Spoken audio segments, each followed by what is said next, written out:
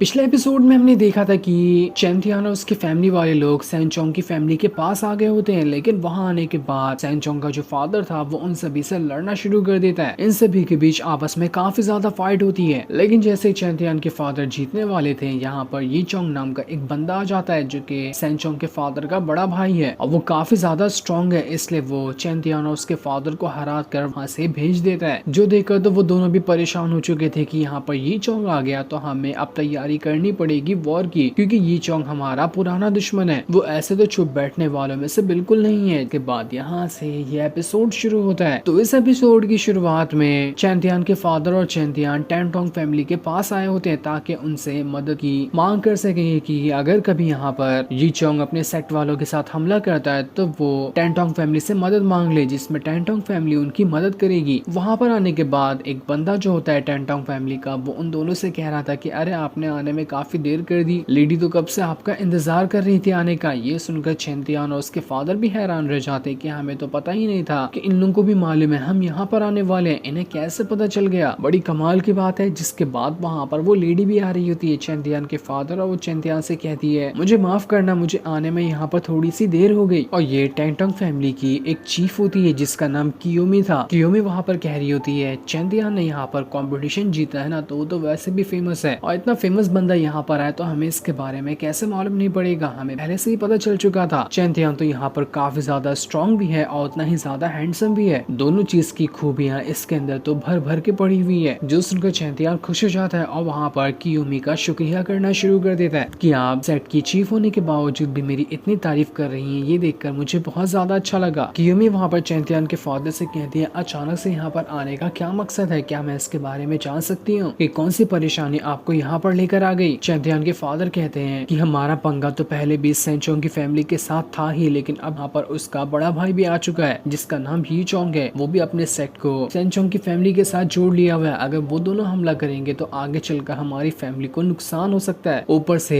बाइली family जो है वो भी चैंथियान के कॉम्पिटिशन जीतने की वजह से हमसे काफी ज्यादा गुस्सा है। इसी तरह से अगर इतनी सारी फैमिली ने एक साथ हमारे ऊपर हमला कर दिया ना, तो कोई भी चांस नहीं है कि हम लोग इतनी सारी फैमिली के साथ अकेले यहाँ पर लड़ पाएंगे। हमें किसी ना किसी तरह के सपोर्ट की जरूरत थी। अगर आप यहाँ पर हमारी मदद करने के लिए तैयार हैं तो हमारी फैमिली की जो मेन माइन है जिसके पीछे बहुत लोग पड़े हैं वो हम आपको दे देंगे। कियोमी कह रही होती है आपको तो पता ही होगा ना कि हमारी फैमिली पहले से कभी भी किसी का सपोर्ट करते हुए नहीं आई है। अगर मैंने यहाँ पर सपोर्ट के लिए हामी भर दी तो इससे हमारा पुराना रूल टूट जाएगा। चैंथियान कहता है हम यहाँ पर इतनी खास माइन तो आपको दे ही रहे हैं जिसके पीछे इतने सारे लोग पड़े हैं, लेकिन तब भी हम आपको उसे देने के लिए तैयार है, तो ये क्या आपको अच्छी डील नहीं लग रही। जिस पर कियोमी कहती है वो माइन दूसरों के लिए इम्पोर्टेंट होगा लेकिन मेरे लिए कोई भी इम्पोर्टेंट नहीं रखता है, मेरे लिए सिर्फ वो एक घटिया चीज है। जो सुनकर चैंथियान को काफी ज्यादा गुस्सा आ रहा था, लेकिन उसके फादर उसे रोकते हुए कहते हैं रुक जाओ। इसके बाद वो चैंथियान को लेकर वहाँ से जाने लगते हैं, लेकिन तब वहाँ पर कियोमी उन्हें रोकते हुए कहती है कि रुक जाओ, मुझे कुछ कहना है। देखो यहाँ पर रूल तो वैसे भी बनाए जाते हैं तोड़ने के लिए ही, तो अगर यहाँ पर रूल मैं तोड़ भी दूं तो इससे वैसे कुछ खास फर्क पड़ने नहीं वाला है। वो उससे कहती है मैं यहाँ पर आपकी मदद करने के लिए तैयार हो जाऊंगी, लेकिन उसके लिए मेरी एक छोटी सी शर्त है। आपको वो माइन तो देना ही पड़ेगा, लेकिन उसी के साथ साथ मुझसे एक छोटा सा वादा भी करना पड़ेगा। अगर आप वो वादा निभाने के लिए तैयार हैं तो मैं यहाँ पर आपकी मदद कर दूंगी। चैंथियान के फादर कहते हैं मैं तो यहाँ पर अभी उतना ज्यादा स्ट्रॉन्ग हूँ नहीं, तो मैं आपके लिए कौन सा वादा पूरा कर सकता हूँ। मुझे नहीं लगता कि कुछ खास मैं आपके लिए यहाँ पर कर पाऊंगा। जिस पर कियोमी कहती है मैंने आपके बारे में काफी कुछ सुनकर रखा है कि आप बहुत ही ज्यादा स्ट्रॉन्ग है। आप पहले के टाइम पे और भी ज्यादा पावरफुल हुआ करते थे, लेकिन आपकी मार्शल सोल उतनी ज्यादा